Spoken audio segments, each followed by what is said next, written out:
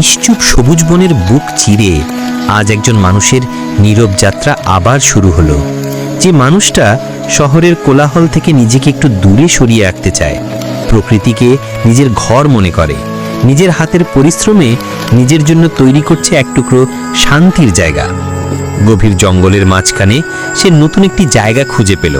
চারদিকে পাখির ডাক, বাতাসে পাতার শব্দ আর ভেজা মাটির গন্ধ, সব মিলিয়ে মনে হলো এই জায়গাটাই তার নতুন আশ্রয়। সে একটু দাঁড়িয়ে চারদিক দেখল, মনের ভেতর যেন একরাশ শান্তি জমে উঠল। ধীরে ধীরে নিজেই বলল, এই জায়গাতেই আমি আমার ঘর বানাবো, নিজের হাতে নিজের মতো করে। এরপর শুরু হলো আসল পরিশ্রম। সে কাঠ কাটার জন্য শক্ত গাছ খুঁজে নিল, ধারালো দা দিয়ে কেটে নিল মোটা ডালপালা, বড় বড় কাণ্ড ভেঙে নিল টুকরো টুকরো করে। প্রতিটি কাঠ সংগ্রহ করতে তাকে অনেক কষ্ট করতে হচ্ছিল। কখনো পা পিছলে যাচ্ছিল, কখনো বৃষ্টি এসে ভিজিয়ে দিচ্ছিল, কিন্তু সে থামেনি, কারণ সে জানে শান্তির আশ্রয় সবসময় সহজে পাওয়া যায় না। কাঠগুলো মাটিতে সাজিয়ে সে প্রথমে ঘরের চারকোনা কাঠামো তৈরি করলো। এক একটা মোটা কাঠ দাঁড় করিয়ে তার উপর আরেকটি কাঠ বসিয়ে ধীরে ধীরে দাঁড় করাতে লাগলো ঘরটির বেসিক ফ্রেম। এটা কোনো রেডিমেড দেয়াল নয়, প্রতিটি কাঠ সে নিজেই কেটে, নিজেই মাপ মিলিয়ে নিজের হাতে জোড়া লাগিয়েছে। সূক্ষ্মভাবে বাঁধা দড়ি, শক্ত করে বসানো বাঁশ আর প্রতিটি গাঁটে তার ধৈর্য মেশানো। বৃষ্টি নামলেও কাজ থামেনি। ভেজা কাঠগুলো শুকিয়ে নিতে নিতে আবার নতুন কাঠ কেটে আনলো সে। ঘরের কাঠের ফ্রেম যখন একটু একটু করে দাঁড়ালো, তার চোখে আলাদা এক তৃপ্তি দেখা গেল, যেন নিজের স্বপ্নকে সামনে দাঁড়িয়ে থাকতে দেখছে। ধীরে ধীরে বারান্দার কাঠের রেলিং বানাতে শুরু করলো। কাঠের সরু টুকরোগুলো দিয়ে কি সুন্দর ছোট ছোট খুঁটি তৈরি করলো। এগুলো শুধু সাজ নয়, এগুলোর ভেতর আছে তার কল্পনা, তার ভালোবাসা, তার পরিশ্রম।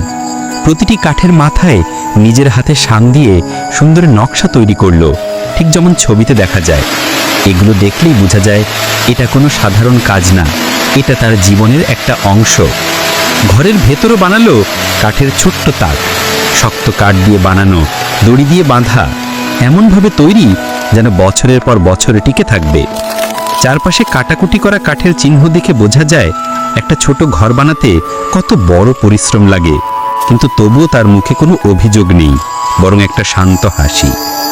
সন্ধ্যা নেমে এলে সে নিজের তৈরি ঘরের সামনে বসে একটু বিশ্রাম নিল, তারপর চুলা জ্বালালো, নিজের জন্য রান্না করলো গরম খাবার।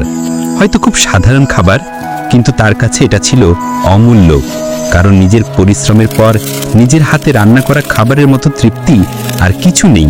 খেতে খেতে সে আকাশের দিকে তাকিয়ে শুধু ভাবল, প্রকৃতির মাঝেই আসল শান্তি। আল্লাহর দান এই নিস্তব্ধ পরিবেশেই সে তার মনকে বিশ্রাম দিতে পারে। রাত নেমে এলে সে ঘরের ভেতরে ঢুকল। কাঠের ফ্রেমের ফাঁক দিয়ে বাতাস ঢুকছিল, দূর থেকে পোকামাকড়ের শব্দ ভেসে আসছিল। সব মিলিয়ে পরিবেশটা যেন আরো বেশি শান্ত মনে হচ্ছিল। নিজের হাতে বানানো কাঠের ঘরটি তখন তার নিরাপত্তা, তার আশ্রয়, তার নিজের পৃথিবী। কয়েকদিনের পরিশ্রম শেষে ঘরটা প্রায় পুরোপুরি তৈরি হয়ে গেল।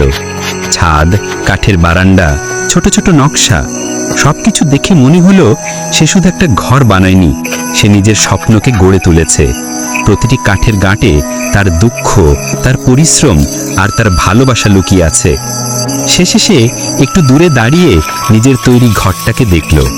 হয়তো এই ঘর খুব বড় নয়, কিন্তু তার কাছে এই ঘরই শান্তির ঠিকানা। এখানে নেই মানুষের কোলাহল, নেই দৌড়ঝাঁপ, আছে শুধু প্রকৃতি, নিজের পরিশ্রম আর আল্লাহর দেয়া সৃষ্টির সৌন্দর্য।